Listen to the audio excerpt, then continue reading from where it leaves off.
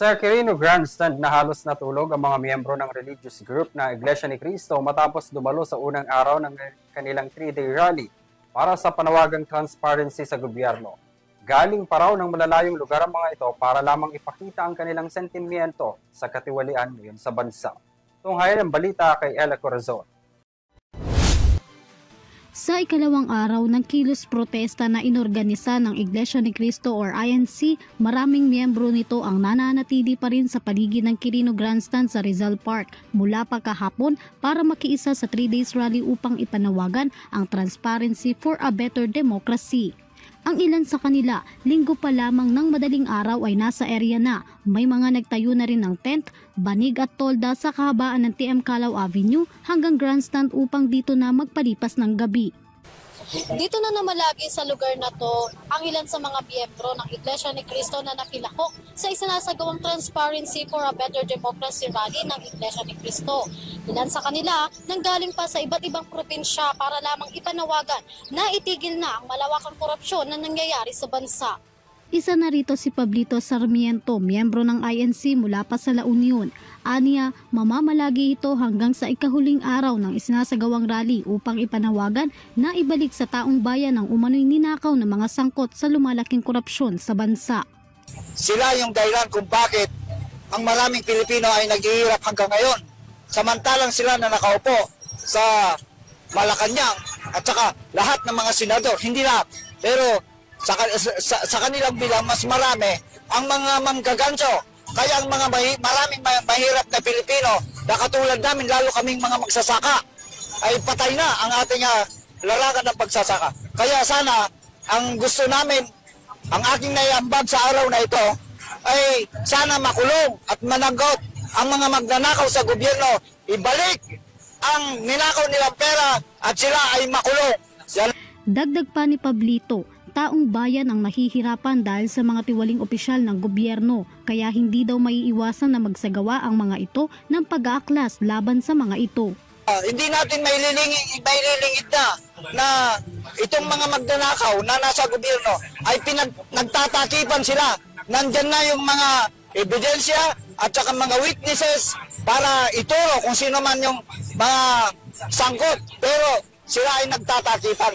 Kaya ito ngayon, hindi na maiiwasan na ang mga Pilipino ay mag-aaklas laban sa mga magnanakaw sa gobyerno. Itigil na ninyo, makukulong kayo lahat. Sa kabila ng paiba-ibang panahon, nananatili pa rin ang mga ito bilang pakikisa sa 3-day rally para sa Transparency for a Better Democracy. Hiniling ni Tess magkaroon sana ng transparency sa gobyerno dahil taong bayan ang nahihirapan. Kami para manawagan ng transparency ang mangyari dahil Pilipino rin po tayo, lahat tayo nagbabayad ng tax na kailangan naman makinabantin tayo na hindi pumupunta sa mayaman na nagiging mayaman pa. Tayo na mahirap, lalo naghihirap. O kagaya ng mga pagbaha-baha. Sino ba naapektuhan? Di ba tayong taong bayan? Tinatayang umabot na sa 650,000 na individual ang dumalo sa unang araw pa lamang ng 3-day rally ng Transparency for a Better Democracy ng Iglesia ni Cristo ayon sa Manila Police District o MPD at patuloy pang nadaragdagan. May 3 lugar naman na itinakda ang lokal na pamahalaan ng Maynila bilang pansamantalang masisilungan ng mga nakiisa sa rally. Isa na dito ang San Andres Sports Complex, Dapitan Sports Complex at Delpan Sport Complex. Nilinaw naman ng INC na hindi layunin ng mga ito na pabagsakin ng pamahalaan, kundi isang mapayapang panawagan para managutin ang mga dapat na managot sa katiwalian.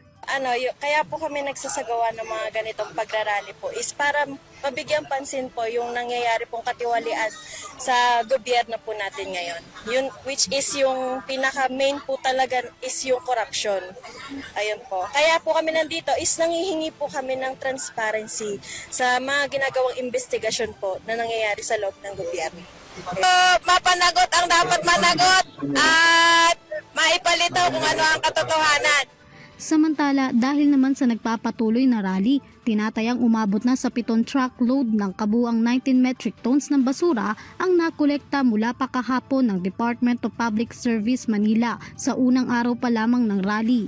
Ito ay bilang bahagi ng regular na monitoring ng lungsod upang masiguro na maayos ang waste management sa panahon ng malalaking pagtitipon. Patuloy rin ang pinagting na paglilinis ng clearing operations ng pamahalang lungsod ng Maynila upang mapanatili ang kaayusan, kalinisan at kaligtasan ng lungsod. Tiniyak ng pamahalaan na mananatiling maaliwalas at ligtas ang kapaligiran para sa lahat ng residente, bisita at mga dumalo sa naturang aktibidad. Para sa EuroTV News, Graciela Corazon sumasaludo sa bawat Pilipino.